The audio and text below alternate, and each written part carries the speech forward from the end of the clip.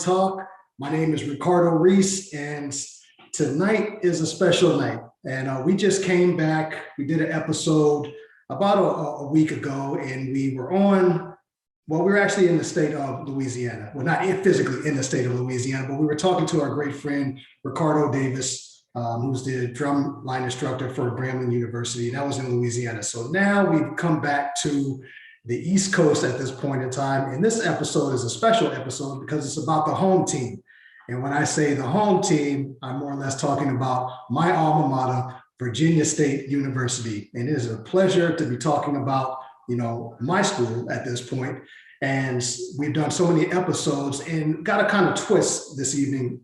So normally I'm joined by my great friend, my brother in percussion, EP, the great Elisha Powell. But tonight, as a special host, we have Professor Cozbia Smith, the drumline instructor / band director of Lane College, also percussion instructor of their drumline, Bloody Rain. So we want to welcome Professor Smith, and we're going to get right into it this evening. So at this point, we have two gentlemen on the cast at this point. It's Keshawn Everett and the great EP, Elisha Powell. And it's all about Virginia State tonight. So we're going to get into it. Gentlemen, welcome to HBCU Drumline Talk. And let's go ahead and give us a little bit about yourself. Keshawn. Good evening, everyone. My name is Keshawn Everett. I am a senior music education major at Virginia State University.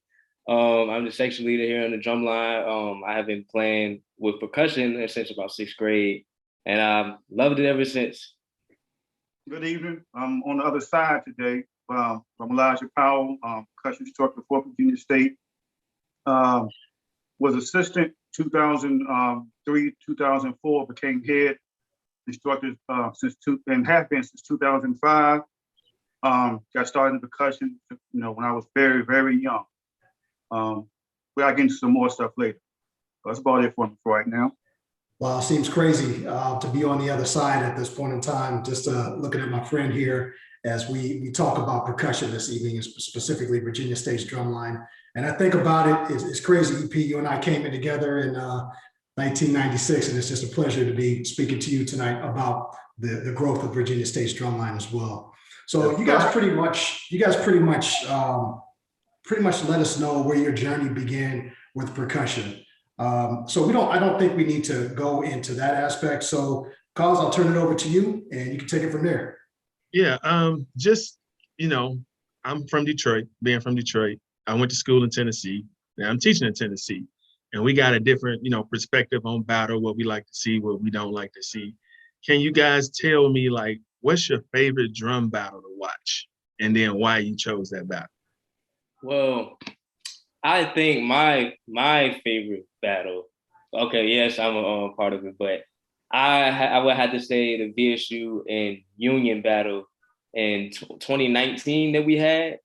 A big reason that was because I really saw the growth of the line that I had that year. They really showed me something. It's just having a bunch of new, students that played on the line and everything, and just seeing where they started from. And then the day we have a battle, it was just such a tremendous performance from everybody, each section. I was just so proud. And then just seeing the crowd's reaction and seeing how interactive the band was with us, I didn't know a lot of the things that I saw. I did not think they were gonna do. They did some dances with us, they did it according to what the drumline did, and it was I was just really hyped that day. And just seeing how we got through the whole show completely clean, I was just like, I love this. Y'all had a good day. Everybody stepped up to the plate. Yeah. Yeah, that's a good feeling. Yeah. So I would say, and I've seen a lot of battles, been in a lot of battles. I would say my favorite for me would be against Norfolk State 2004, which was my assistant percussion instructor year. Johnny Lewis was the head instructor. And the reason why I say it's my favorite because that was when, I guess I would say we transitioned to our hybrid style, I would say now.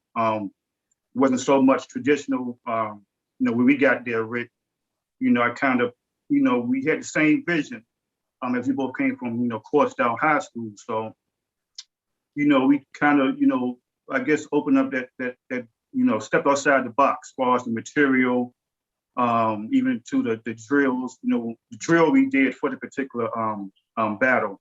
And you might find a one video on YouTube. It wasn't the best as we were still, making that transition, but to see, where we was in, 96 through 2002, not saying it was bad, but to step outside of what we was used to doing to, adding them 30 seconds in the basses or, adding the hybrids in the snares and quinces, doing, stepping outside that box. And so that's why I would say that would be my favorite, battle. Because I still watch every now and then. But other than that, I mean, we don't have a favorite, other than that, but that would be my favorite, just because of that reason. Okay. Yeah, you guys bring up some good points there. For our viewers out there who are not familiar with Virginia Union, Virginia Union is a school that's about 20, 30 minutes away from Virginia State, just right up the street in Richmond. So both good battles, I'm sure. There were some powerful battles exactly when I was in school as well. So in regards to these battles, Keshawn and EP, I know you guys said that, the crowd was there, the band was there, the drum line was just at its height, or the drum line was going through its transition at that point. So if you think back to those battles, and if you think real hard, what are you most appreciative about your drum section? Any aspect?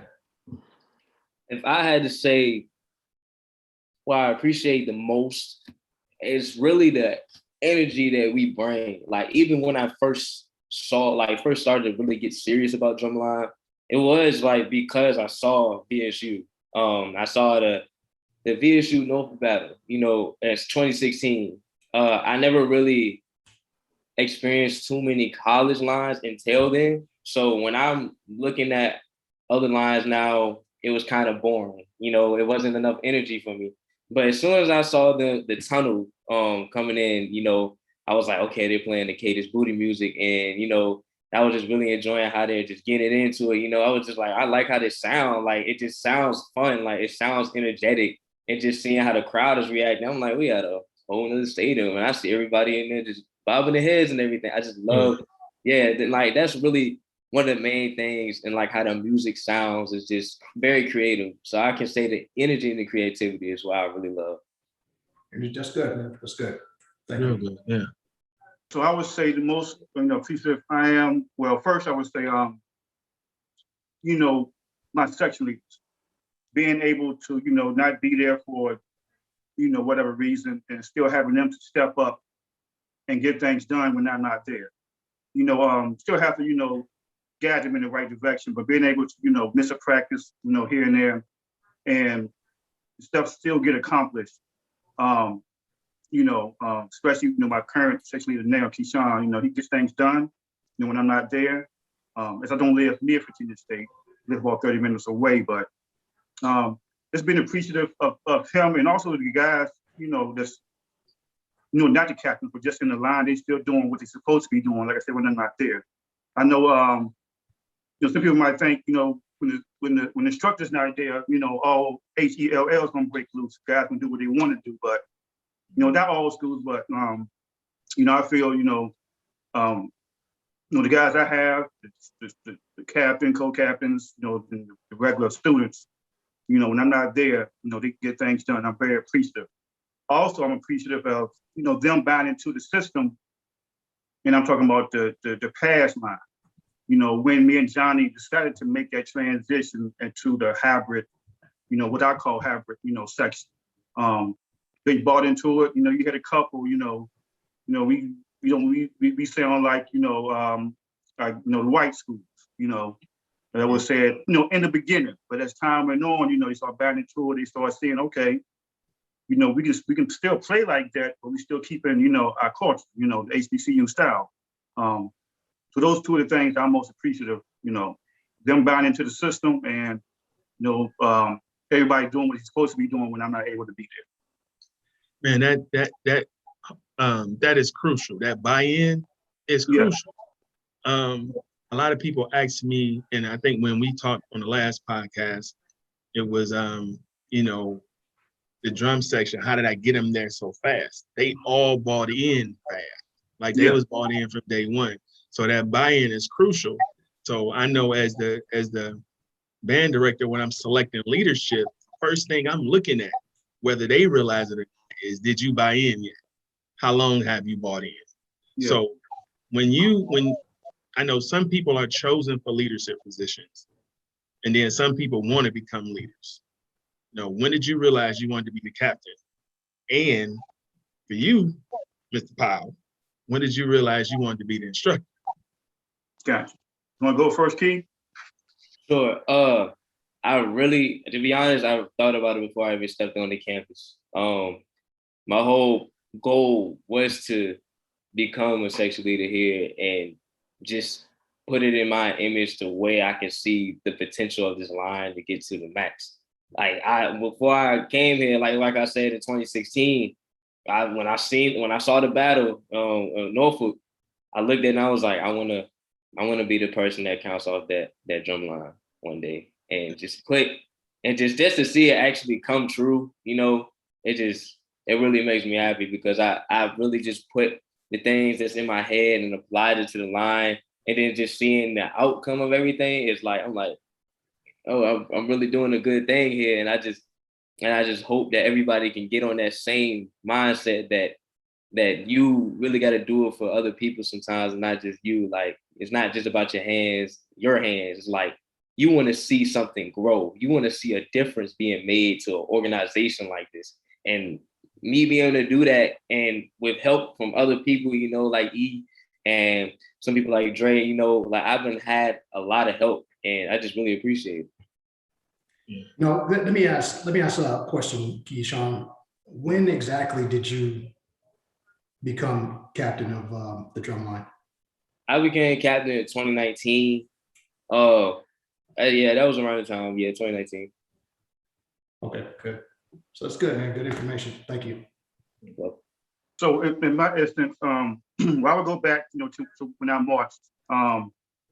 You know, I knew I wanted to be the captain because, you know, in high school I had so many ideas for my drum line. You know, I was writing music, you know, in high school for my line on notebook paper, and I still have it. I'll get it to show it.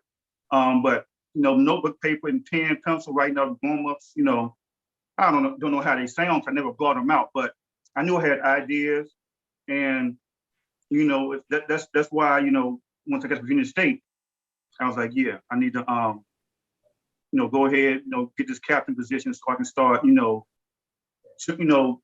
bringing, you know, what I know, and hopefully, you know, changing not the tradition, but just add on to the tradition. And the same reason why I wanted to be the instructor, because of that. Like I said, you know, I came in '96, me and Rick, and you know, I saw what was in '96. Not saying it's a bad thing, but I saw the potential and where it could go.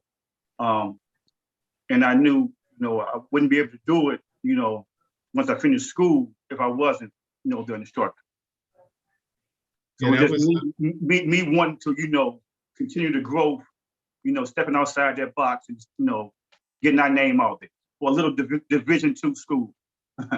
And that's a blessing in disguise when you have been through the process, you've lived it yourself. So now it's you, and since you've lived it, you know, have a better idea of how to grow it. Yes, when we got here, it was like I had to make a decision because it wasn't really a program here for like 20 years. So They had a name, you know, so it was a conversation, a decision that was made where I know the name, you know, but I didn't know it. You know what I'm saying? I ain't know that drum section. I know what it stands for. I know what the words mean, but I don't know what it stands for. So I couldn't teach it. And, you know, I felt like it was disrespectful to bring something back to do it your way and keep their name. Yeah. So we just moved on from the name. But man, I wish we would have had that. I wish we. It's almost to the point, man. If you know something was to happen, you know, to knock on wood, you know, I wouldn't feel comfortable going to another school. You know, I would just give it on up. You know, do private lessons, you know, because I've been here so long, you know, since 96. So yeah. Hey, you know, EP, you bring up a good point, man. You know, both you and Keshawn just, you know, touched on some heavy points, and I'm sure we'll touch on those points a little bit later. And this is, EP, this is directed towards you. And, you know, we go way back, you know, a long time. And you have seen a lot of students come through your drum line throughout the years, from 96 on up to the present. What have you noticed about the caliber of playing with the students that have come through Virginia State's Drumline? Playing So we wise. get, you know, you said pause, what wise? Playing wise, just the caliber of student. So we getting, you know, a mixture of, you know, I would say, you know, the top of the line to, you know, the guys that just need a little extra help, you know, far as reading, far as, you know, they might can play, but it's got to adapt to our technique, our style. So, you know, we get a little mix, you know, we don't always get the top of the line, you know. So like I said, it's a little mix, you know. Some we have to work with, do a little bit more. Some, you know, they fall right on there. I get it. And, you know, I asked that question specifically because I think back to when, you know, you and I marched, and there were some definite challenges because a lot of the stuff that we were doing was done by rote, you know, Yeah. plain and simple. Hey, this is what this looks like. This is what this sounds like. Here's the visual, pick up on it. And those are some major challenges for anybody who's been a drumline captain. I don't really know that those are challenges now, but what I noticed just through the evolution of Virginia State's Drumline, and I had to say this to myself, I was like, man, wow, it's good to see folks are playing at this point in time. Yeah, and to go back, not to call you out, Rick, but you know, I remember you had a little trouble learning by rote. Yeah. But you can read your tail off. Yeah. You know, where you know I was an average reader, but I could pick it up by ear in no time. Yeah, you know, man. No, those are some major challenges. You know, you got those folks that learn real quick by rote. And I know for me, I was like, hey, man, do you have this written out? Yeah. Do you have this written out? I mean, you know, I can learn a lot quicker with that. But, you know, at the same time, I do appreciate that because, you know, it's got to be done if you want to be in the line. Well, back then. Yeah. So good, man. Thank you for picking up on that. Thanks for answering. Well, let me kind of jump off script a little bit. Keshawn, if you could mix your favorite components from different drum lines, like if I wanted to mix just random Texas Southern bass drummers with Prairie View tenor drummers, with Norfolk's, you know, snare drummers and NCAT cymbal, like what would that look like for you? Okay, yeah, I've thought about this a lot, you know, because I like to pull and pick things from different lines I feel like they're excelling, you know. I'm like, what can make me better than them? What can make my line better than them? But so, yeah, if I had to really pick, I would rather have to take my snares and basses. That's just, I love it here. The snares and basses here, they just got it. If I had to pick a quint section, I would probably take Norfolk's quints. Cymbal line, ooh, that's a hard one.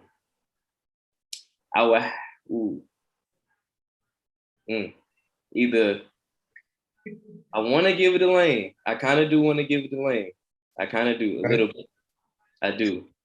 And then I would, with tenors, I would have to take NCAT. Yeah, I would take NCAT's tenors. I think that would be my dream line there. Yeah, that's it. Okay.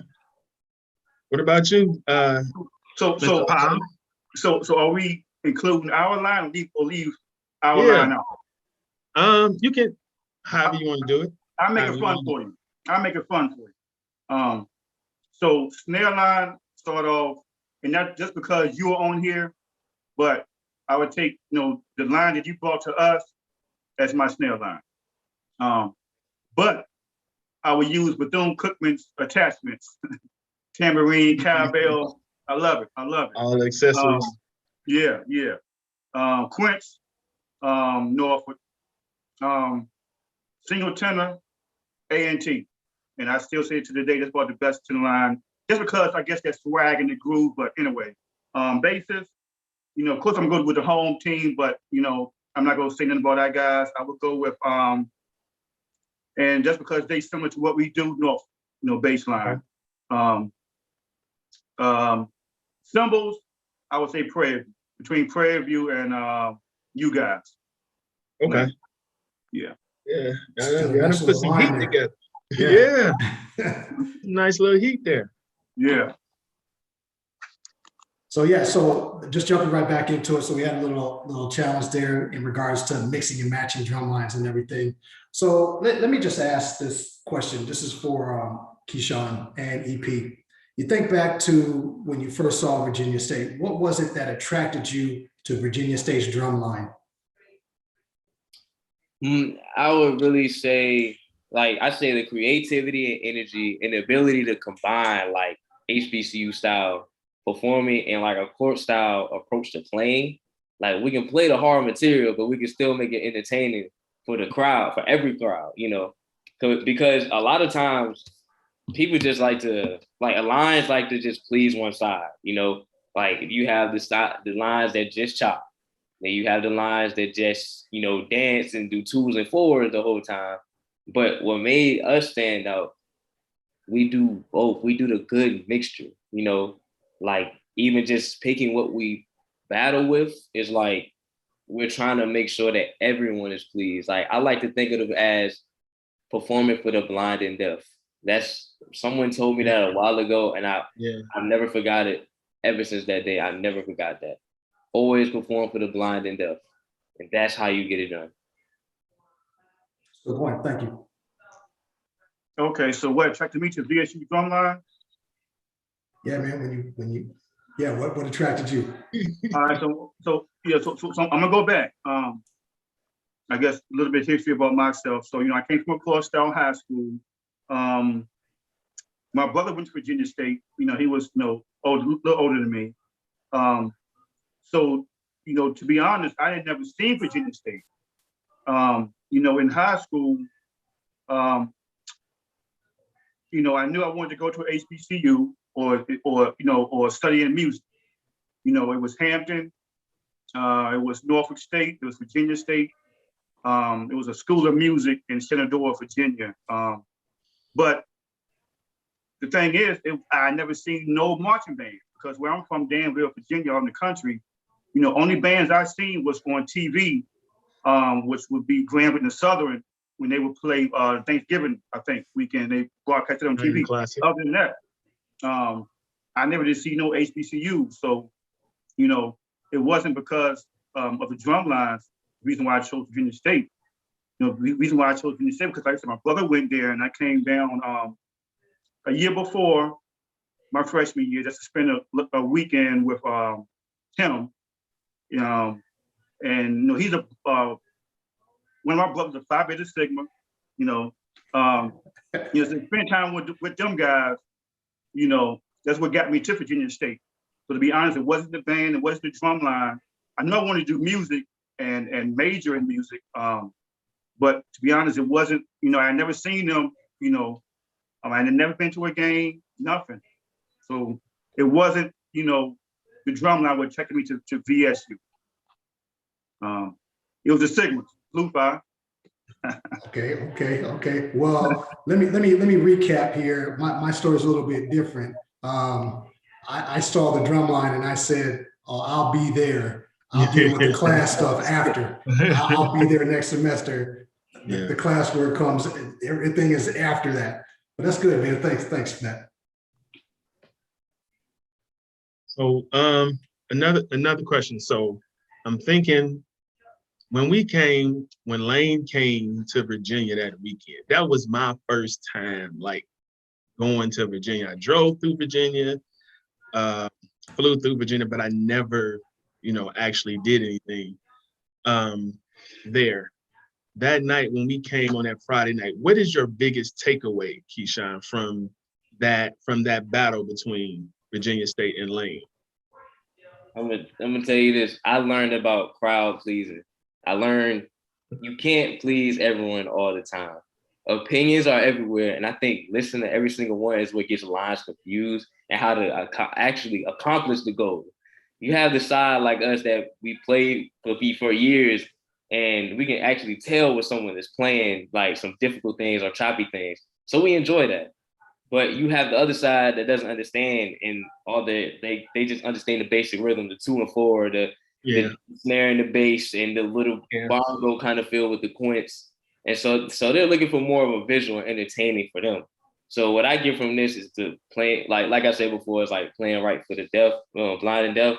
So that's what really like confirmed it for me. Like, okay, y'all, we got one side was like, y'all were like dancing for a long time. And then I'm like, but we just played a piece that was really, really choppy. It was like, which one do y'all want? So I'm like, okay, the only thing you can really do is always do both.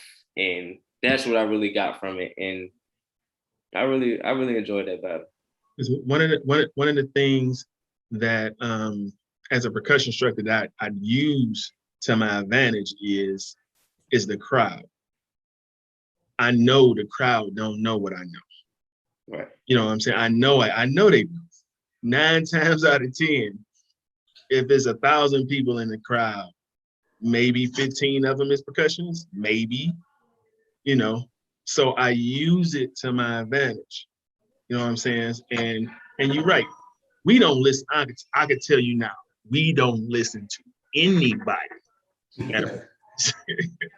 We gonna do us. I don't care what nobody else do. Right. That way you always win. You always win. Can't nobody beat you at doing yourself. Exactly. You listen to that crowd, it gets you messed up every time. So let me ask you, Sean. I mean, think about that whole day. I think EP let you guys know, hey, look, we got a little thing set up for this evening. Walk us through that evening up until that point of the battle. Okay, so we had just got off the bus from we had a performance somewhere. I can't really remember, but we just performed. And we got on the bus and they were like, okay, y'all about to battle Ling. I'm like, okay, let's get it. You know, like we've been this season was really strong for us at 18. So I was just ready for anything. Like we was like, okay, let's get it. So we got off the bus. I'm like, oh, we're going to the stadium and doing this. Oh, it must be like really serious. And then I'm looking at the crowd. I'm like, oh, it's a lot of people out here. Like, I'm ready now. Like, I'm getting excited, and I just wanted to play. And then I'm looking at the line. I'm looking at Lane, you know, and I'm like, yeah, it's a little different. Like, I'm starting to like hear it. Like, I hear them playing, and I'm like, okay, they're very, very much louder than us. You know, like their playing style is like really different. But I'm listening from a percussionist standpoint, and not just, you know, a lot of people that are just so biased to one side, like, well, I'm only a swiper, so I'm only, you know what I'm saying, I stick to the East Coast and I just play like this. I'm like, no, let me appreciate the music real quick and actually what's going on with the beats. So I'm listening, I'm like, I really enjoy what they're playing, you know, and then I'm looking at it visually. I started looking at that cymbal line and I was like, okay, yeah, I like that. I like what they're doing. Like, it's a lot of control over there. They look like they're having fun and they're confident. But when we started playing and everything, and I just really felt like everything was water in my hands. The line was just getting it in. And that was a happy day for me. I enjoyed that. Yeah, we enjoyed it too. That was like I said, that was my first time over there, and the audience gave me life. Like they was digging us. You can hear some people hating, but if I don't hear a hater, I feel like I ain't doing the job. So they loved us over there. Like they really did. And that's really like the highlight of my career in that aspect. So I mean, I totally get it, man. We really enjoyed that. We really enjoyed it. So that's one of our favorite battles. EP, you got anything to add to that? Yeah, so you know, well, first, you know, what I took away from it was, you know, it was a good battle. You know, 2 different styles. You know, and I felt it needed to happen. You know, when I found out that, you know, Lane was coming to the East Coast to play Hampton, you know, first I asked, you know, Taylor Whitehead, the assistant band director, look, they coming, need to set some up. That's when I hit up you, Professor Coz, like, look, Yeah, you y'all did. coming, can we get this going? And you know, we made it happen, but you know, it was good battle. I think it should be more battles, you know, with different styles. Not caring what, you know, but some people want to say we're two different styles. What's the purpose? It's percussion. I mean, it's music, you know, enjoy it and be quiet, you know. But you know, it was a good battle. And you know, for the cause, your snares that night. Not saying your snares not good now, I just haven't seen no recent footage, but that night, you know, I was taken away. And like Keshawn said, that you know, the loudness, when y'all was marching out, you know, from the band building going down to the stadium, we was blocking up. I was like, man, them boys are loud, you know, but, you know, like I said, what I took away from it was, you know, very good battle. It should happen more, you know, with other schools, you know, with different styles. And just appreciate, you know, what you see as far as the audience. Appreciate, you know, what's there.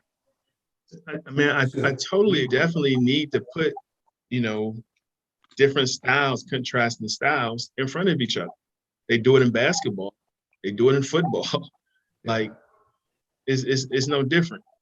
It's really no different. Yeah, I think that was a learning experience for everybody that night. And since that night, it's been a good eye opener. I want to just give a big shout out to probably Killer Kev. He was the one that actually recorded the whole thing.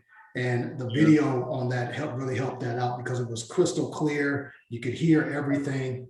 And it was just a good look for both sides. And thank you for that. I want to really touch on something else. And this question is actually for our EP here.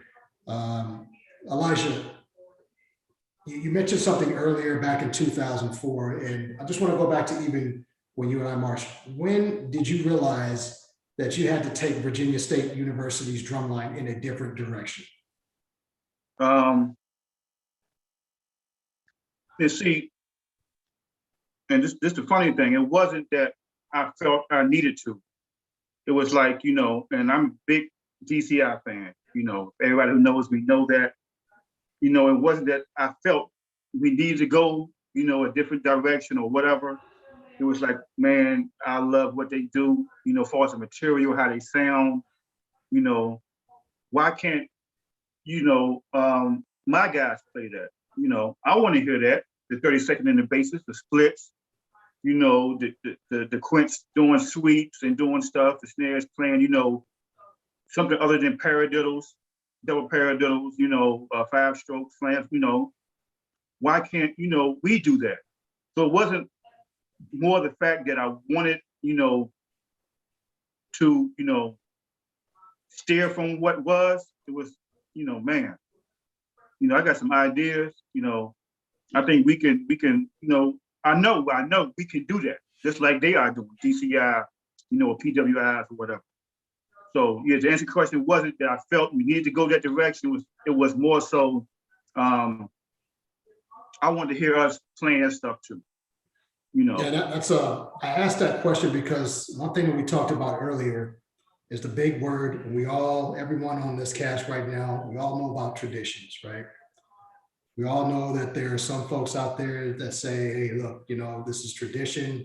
We need to keep it going like this. You know, it sounds good. It's going to be good. It's lasted this long. Why change everything? And I think about just, you know, there's nothing wrong with tradition and there's nothing wrong with, you know, playing a certain way. I think about, you know, just being relevant, you know, just relevant to the times, being what's going to attract the younger generation. What's the younger generation looking at? You know, the stuff that you and I were playing, Elijah, like you said, paradiddles, you know, a lot of profiling, you know, dancing and everything, a lot of 5-stroke rolls. I don't know if that's relevant to what's happening right now. But to interrupt you, we still play those cadences. Right. I still teach all the same cadences that we played in Ricker 96. Right. You know, I might have tweaked, you know, some parts here and there, nothing crazy. So when the old heads come back, they can still play it, but I still make it a point to teach those old cadences. So, and Keshawn can tell you, they're gonna get the tradition, but you know, they also gonna get, you know, the stuff, well, I guess the you know, the mixture. or stuff I've written, stuff whoever's written, Keshawn written stuff, Dre, Sean, Johnny, whoever, you know.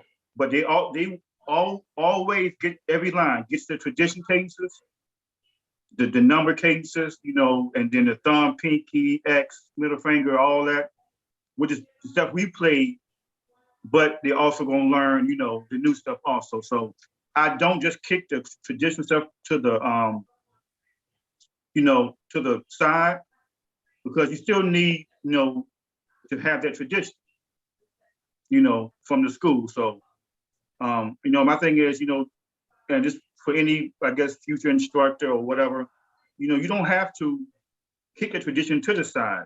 And that's why I think some schools, you know, I guess, well, I don't know about stepping outside the box, but they're gonna think, well, they're gonna change the style, they're gonna do away with the old stuff and just, no. A lot of the time, I'm just really speaking on me, we don't want to leave the old stuff out. We want to still play the old stuff, but build on, you know, appeal to the newer crowd. And to be honest, you know, when we was first starting out, you know, I used to hear a lot, man, y'all playing like them, you know, the PWIs. But now, you know, majority, I would say 80–90% schools is almost, you know, doing that now. You know, they still sticking to the far to tune in, stuff like that, but they, you know, playing some beats now. You know what I'm saying? Yeah, it's a good point. So Keshawn, you're in a good position, right? And I'm glad Elijah brought this up. You know, he still teaches those 1 through 5, I believe, you know, pinky, X, things like that. And you get a chance to hear, you know, work on the new stuff. Let's take a step back, Keshawn, and think about, what do you think about those original cadences? I really enjoy it because it's a groove. Like, not like a lot of times that people try to throw in the hybrids and all the difficult, you know what I'm saying, kind of core style playing. It's like, yeah, that's cool, but at the end of the day, it's music, you know, and you still want that groove to be implemented. So all like 1 through 5 and everything is like, everything is just groove. It's everything feels good, everything sounds good. It's not like anything that's just like, okay, what did they just do? It didn't sound like da da da da da the whole time, you know. It's like you hear that like you feel the groove every time. So all of that is still needed, you know. Not everything is just, let's just chop it up every time. Good. Good. So with looking at it that perspective, who is your favorite drum section and why? Outside of VSU, of course. But who is your favorite drum section to watch and why? To watch, I would say NCAT. I would say NCAT because like I said before with Virginia State, I love energy, I love creativity.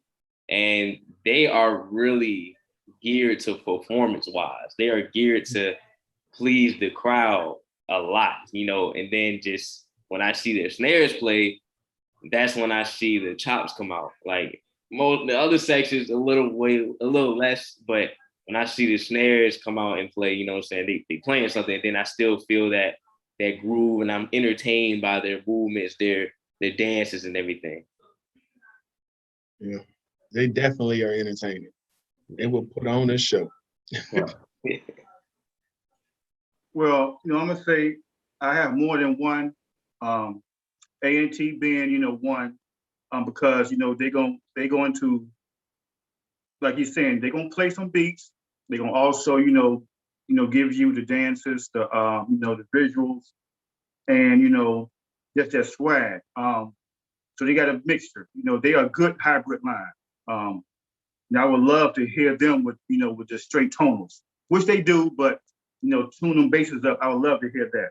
But you know, A&T being one, and Bethune-Cookman, and you know, and only thing with them is just the snare line. You know, well, all of them, but the cowbell and tambourine and how they, you know, mix it into the cadence, the material catches my ear. And that's with any line. If the material don't catch my ear, I don't care how singing you are, how good you look. It's whatever. So material catches my ear, and A&T does a good job with that. Bethune does a good job with that. Outside of HBCUs, I would say Blue Coats, because they use that drum set, Yeah. and it just switches up the whole whatever they doing. Without the drum set, basically they playing the show music, which is whatever meter they in. But when you add that drum set, it switches everything totally up. But Blue Coats, A&T, Bethune, Blue Coats. Okay, nice variety there, sir. Yeah. Nice variety there. Yeah, so EP, this is something that's, you and I have done a lot of episodes, right? And this is something that's come up a lot. And, it seems like people are constantly saying, hey, man, what sticks out to me at Virginia State's drumline is that bass drum line, right? And this is just something that has just been, it's like the staple at Virginia State. Would you like to talk to us about Virginia State's bass drum line? Well, so I would say, I started bass drum in high school. I did 2 years, 9th grade, 10th grade, junior year, 12th grade, I did snare. So the bass sound, whether it's bass guitar, bass drum, always been that sticks out first. Even when I'm writing a cadence, block, warm up, I start with the bass first, then I lay, everything else down. But, I think it's just, me. I mean, it stems from, like I said earlier, why can't our bassists play them 30-second splits, whatever, like, the DCI's doing. So it stemmed from me just writing it, writing the music. And I guess, the tuning, the heads choice we use, the tuning, but it's just, that's the reason why. It's just, what I write, what them guys come up with. Because I'm not writing 100%, stuff they play. I give them freedom. Of course, if it don't sound good, cut it. Go back to the drawing board. But, I let them do their thing. But, it's just, boils back down to the tuning and, the material that's being played, whether it's coming from me or whoever's on the bass drum line. The top, whatever. Yeah, and you bring up a good point. And speaking of tuning and Virginia State's line itself, for our potential instructors out there who are interested in, man, how can we get a Virginia State sound in our drum line, right? Talk to us about what type of heads you guys use, what type of sticks you guys use, just throughout the entire drum line. Well, for us to, basses, Evans, MX1s, because it's a thinner ply. Sometimes we use MX2s, it depends, but when we had the logos, the VSU logo, we had to step down because that logo adds an extra layer. We went to MX1s, but if we don't have no logo, it's just straight white, MX2s, Evans. As far as the bases, and I just tune to what I want to hear. Some people use piano to tune to a certain note, and that's there's nothing wrong with that. But I tune the ear. This is what I want to hear.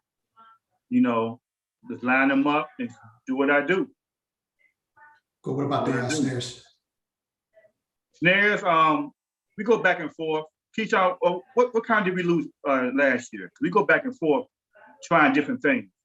Last year we had the Remo, the Black Maxes. We had those like for the full line, but and then it switched over. We went back to the hybrid gray. Yeah, the Evans hybrid gray ones, the gray top snares. That's what we had. Okay, Keshawn, do you guys prefer to use a particular stick? I myself, I love the Vic Firth MS2s, but for the full snare line, I think we had the Pro Marks. Oh, they're in my hand. Oh, You're ready. The DC-17s, yeah, I will use those most of the time. Okay, So cool. yeah, so Rick, basically, every year we probably switching sticks and heads. I take the feel of the line of the what we have, the drums, so it switches. we be using BYS sticks one year and then switch to, some other sticks the next year. So we all over the place. But Well, no, I mean, mostly that's it's good. what we have at that time. Yeah, that's good because you keep it versatile and you keep a wide variety of sound coming Yeah. through the line as well. Yeah. So thank you for that. And and to be honest, most of the time, certain sticks feel comfortable to certain people. So the majority of the lines say, okay, well, these feel more comfortable. That's what it is. See what I'm saying? Yeah, I'm not going to say, well, no, we're not playing with those. I don't care. No, I'm making it happen. Okay, cool. Yeah, with the sticks. So before the sticks, with the tuning, we use pitches. And I teach my students to use pitches. I don't use them anymore because after you do it for so long, you know what a good tuning sound like. Yeah. And it's always good to hear other people talk about it because I hear a lot of people always trying to find what note is it? What note is it? I can tell you the note, but sometimes it may not quite be that note. Yeah. So yeah, and it's not that many of us out here. So when I hear somebody else say it, it's good to hear. Yeah. Go ahead. I'm sorry, but yeah, that top bass, I'm gonna take it up so it probably can't crank no more, and then I'm going, step, down from there, and I'm just and Keshawn, I tell you, man, I'm.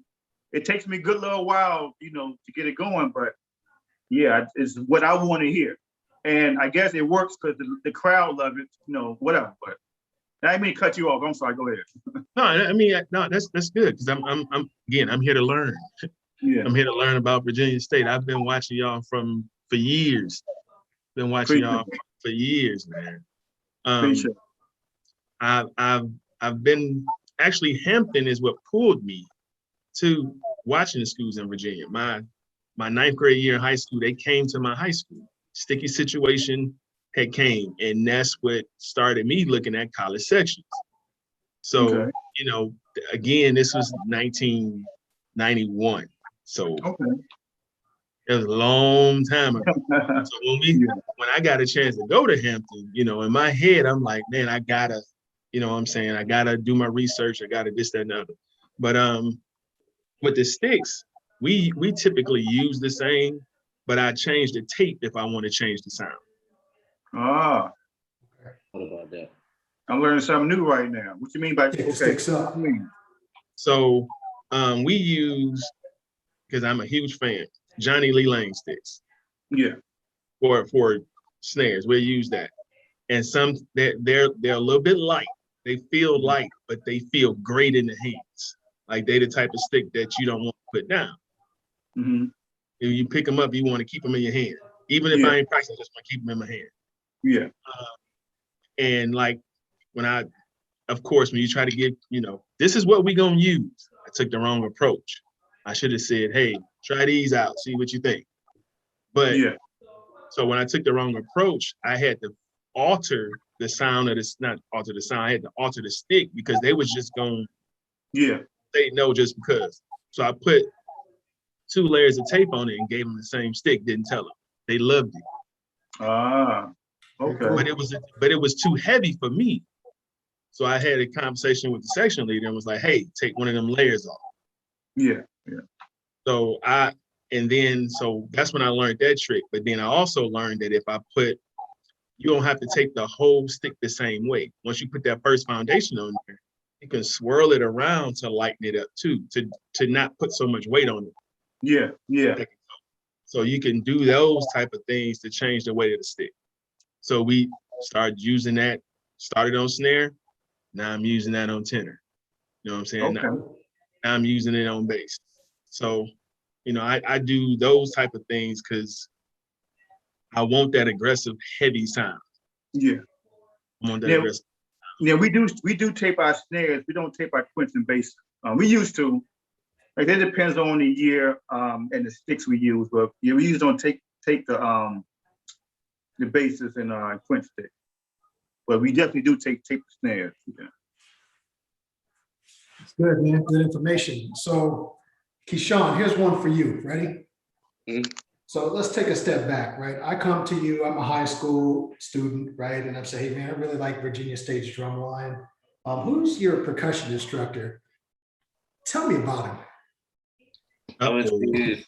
That is a creative man right there. I give you that. He's a creative person. He's shaking his head like, no. Yes, he is. He's very creative.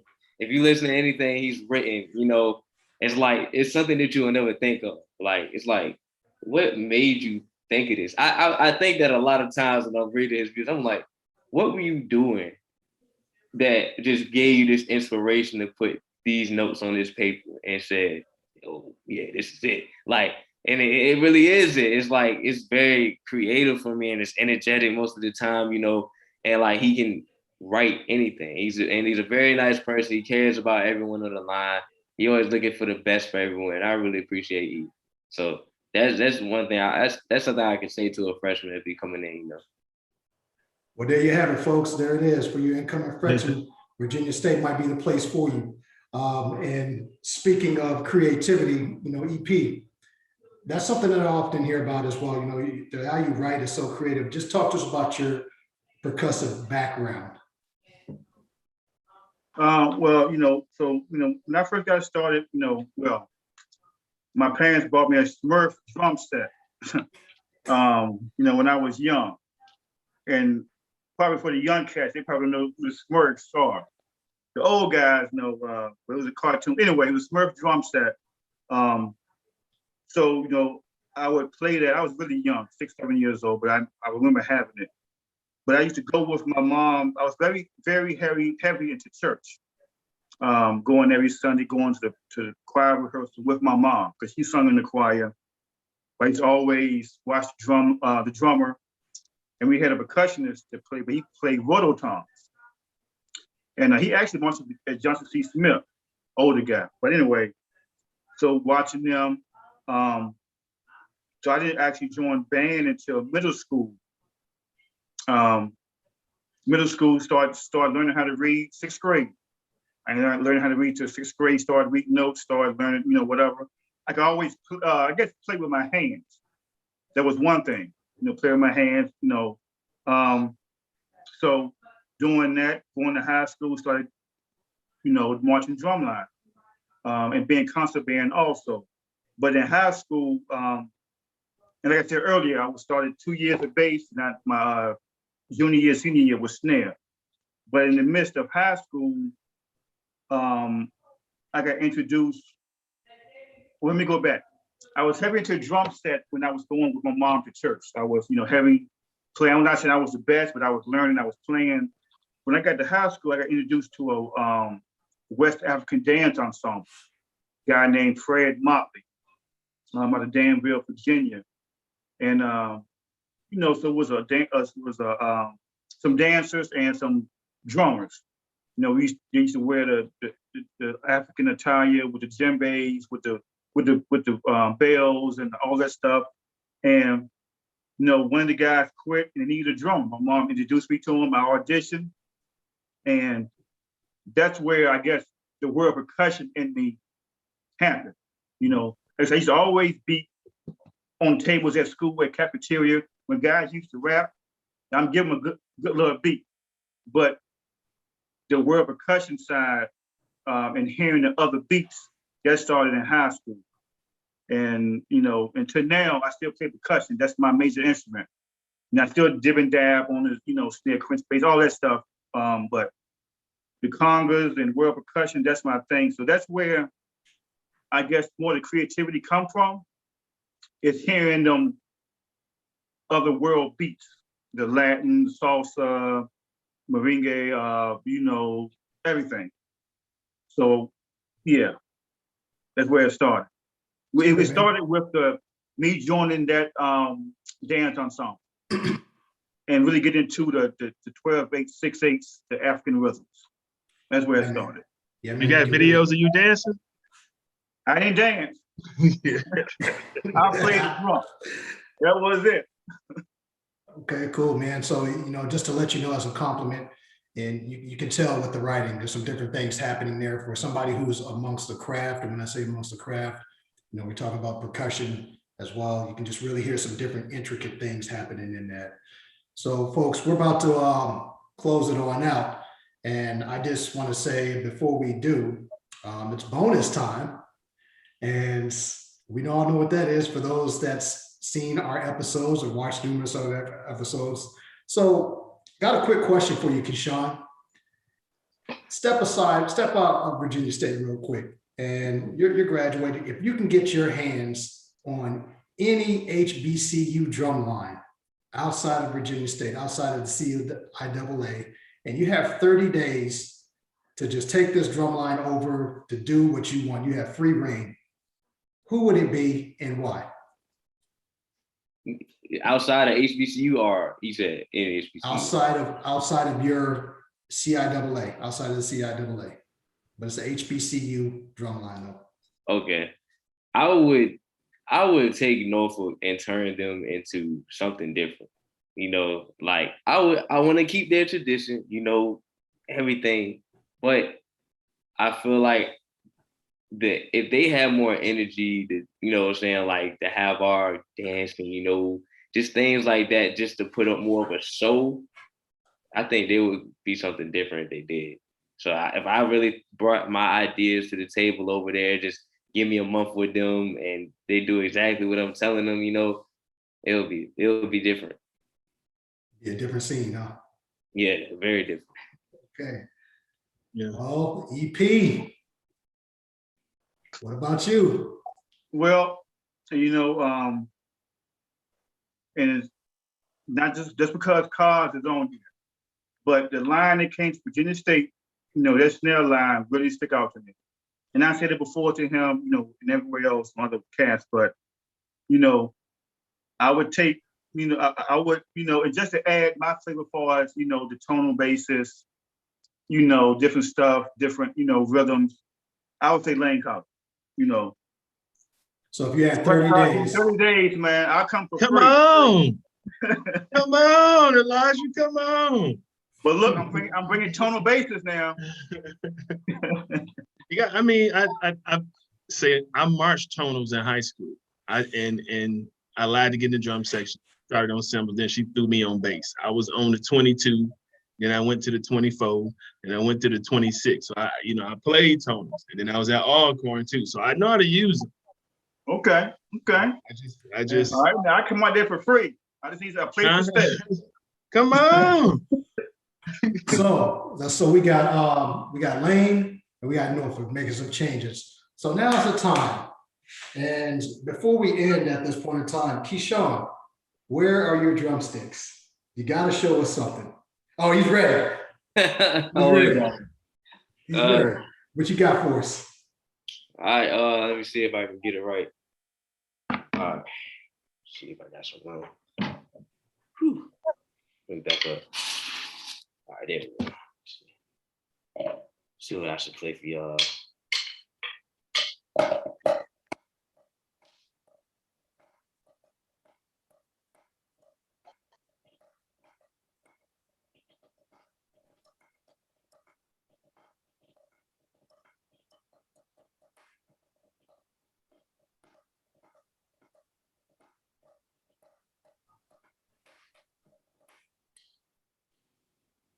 Okay, I will say this, the sound kind of cuts out. I don't know what that is. It looked good. It looked good. Okay, so Man, Elisha. I wish it didn't, but yeah, tried it. Yo, Yeah. So now we're about to end, but before we go, where your sticks at? man, look, true story. My German Shepherd, man, took one of my sticks outside. But you know what? I'm gonna go find it. I'm gonna be right back. Give me 1 second. To German Shepherd? Yeah, just wait for EP to come back with his sticks.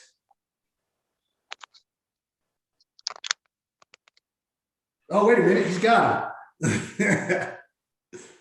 Hey, look, I got old man hands. There it is.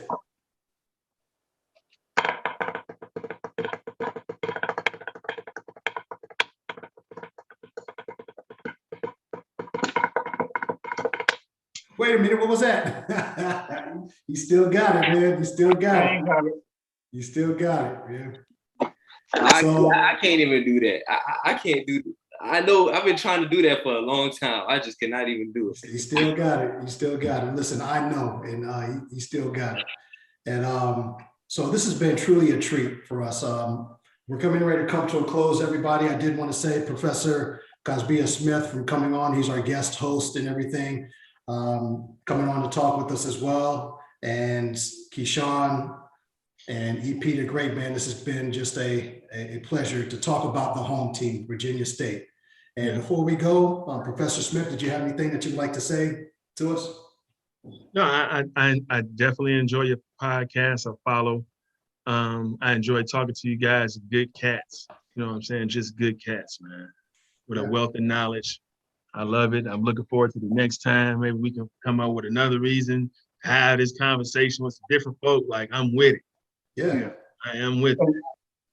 And Rick, let me cut in. I know I'm not the host. I'm the, but no, Cos, I want to say, I'm glad we had that battle, because it probably wouldn't, we probably would have never met each other and talked, how we do. So I just want to say, going back to that battle, I'm glad we did have it, get to know each other, but yeah, glad to, have you on to take my place, ask your questions, but yeah, glad to have you, man. Okay, likewise. Yeah, Keshawn, do you have anything before we go? I just want to say thank you for having me on, and I really appreciate everything that y'all have taught me. I've soaked it all in. I'm just going to apply it to everything. Yeah. No, this has been a great time for everyone. And like I said, as we close out, we want to thank our viewers and our followers for tuning into HBCU Drumline Talk. Please don't forget to follow us on Instagram, Facebook. You can even tune in on SoundCloud, Spotify, iHeartRadio, and Pandora. So there's a wealth of ways to actually listen to our podcast, and there's something out there for everybody. So as we bring it to a close this evening, I just want to say, you guys be safe. Thank you for tuning in, and we'll see you guys next time.